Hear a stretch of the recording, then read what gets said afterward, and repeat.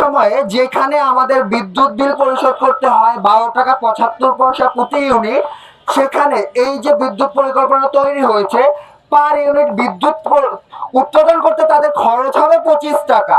সে যতই ভর্তুকি দিয়ে বিদ্যুৎ বিল কমাক না কেন, সেই ভর্তুকির টাকাটা আমাদের মাথার উপরে বিভিন্ন কর ট্যাক্সের মাধ্যমে আদায় করা হবে, যেটা পরবর্তীতে মানে আমাদের চোখে একটা পট্টি পরিয়ে দেওয়া হচ্ছে, আমরা তোমাকে কম টাকায় বিদ্যুৎ দিচ্ছি, কিন্তু ভর্তুকিটা ঠিক আমাদের মাথার উপর দিয়ে যাচ্ছে। বারবার আমাদের চোখে পট্টি পরিয়ে চাহিদাগুলো উসুল করে নেবে, সেটা এতদিন হয়ে এসেছে, ভবিষ্যৎ বাংলাদেশে সেটা কখনোই সম্ভব না। মহাপরিকল্পনা যখন করা হয় তখন একটা উদ্দেশ্য থাকে, যাদের জন্য করা হচ্ছে তারা যেন এটাতে অন্তর্ভুক্তিমূলক অংশগ্রহণ করতে পারে, অর্থাৎ তাদের মতামত যেন গ্রহণ করা হয়। আমরা ইতিমধ্যে দেখতে পেয়েছি আমাদের যে মহাপরিকল্পনা এখানে বাস্তবায়ন করার চেষ্টা করা হচ্ছে, সেখানে তরুণদের অন্তর্ভুক্তি তো ছিলই না, সেই সাথে যাদের অন্তর্ভুক্তি করা দরকার, যারা যারা এই সুবিধা ভোগ করতো, তাদেরও কোনো অন্তর্ভুক্তি নেই।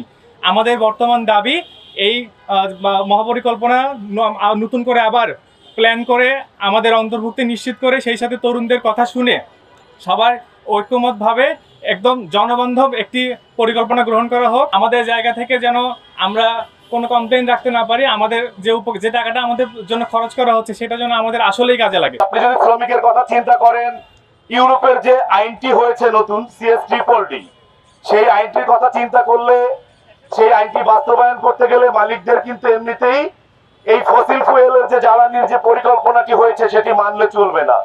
আলটিমেটলি তারা যদি বিদেশের সাথে ব্যবসা করতে চায়, তাদের রিনিউয়েবল এনার্জিকে গুরুত্ব দিতে হবে। কিন্তু আমরা দেখি যে এই মহাপরিকল্পনার মধ্যে সেই ব্যাপারটি অনেকভাবেই এড়িয়ে দেওয়া হয়েছে। একজন শ্রমিক যখন কারখানায় কাজ করে, তার মালিক যখন প্রোডাকশন কস্টটা তার বেড়ে যাবে, আলটিমেটলি কিন্তু তার যে কর্ম পরিকল্পনার মধ্যে তাকে দিয়ে বেশি কাজ করানোর যে প্রক্রিয়া, এটি শুরু হয়ে যাবে।